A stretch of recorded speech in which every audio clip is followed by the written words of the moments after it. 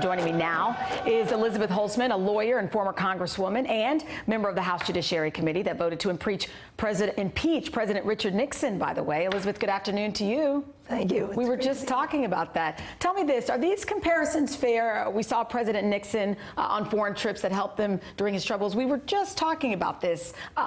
Is that a fair comparison, these two men?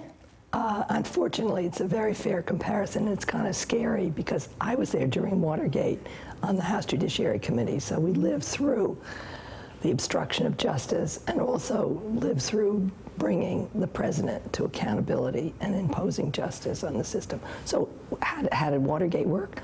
The cover-up, which was an obstruction of justice, the very first thing the president did was to order the CIA to stop an FBI investigation. What triggered impeachment was his firing the special prosecutor. So these things kind of ring in your head. You don't want to see them again. Look, I never wanted to see impeachment to begin with. Even though Richard Nixon was a Republican, I was a Democrat. He was my president. I didn't want to see a president behave the way he had. And I certainly don't want to see it now, but we have to deal with the facts as we have them. I want to ask you about this Washington Post. Obviously, it had its own scoop yesterday reporting that. We can look at this. The Russian investigation is focused on a person of interest who still works in the White House. What does that mean? Should everyone essentially lawyer up over there? Well, I would if I were they, for sure. Because I think there are really two things at stake here. One is, was there collusion between the Russians and the Trump campaign about interfering with the U.S. election? That's very serious. And if that's the case, how high up does it go?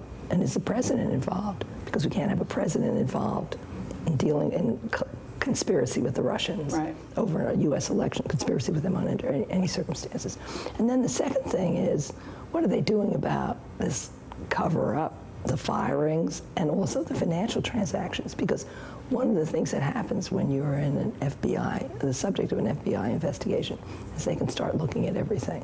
And it may be that there was no crime here, but maybe there's a crime there. Well, I was going to ask you about this. Do you think this is going to end with, and I know you don't have a crystal ball, the collusion of this whole thing or the cover-up?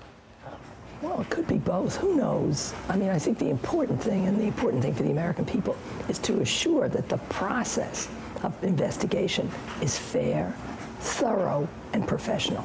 And that's the critical thing. And President Trump was trying to interfere with that by firing Comey. And then, kind of amazing, confiding in the Russians that now that he's fired Comey, he doesn't feel any pressure anymore.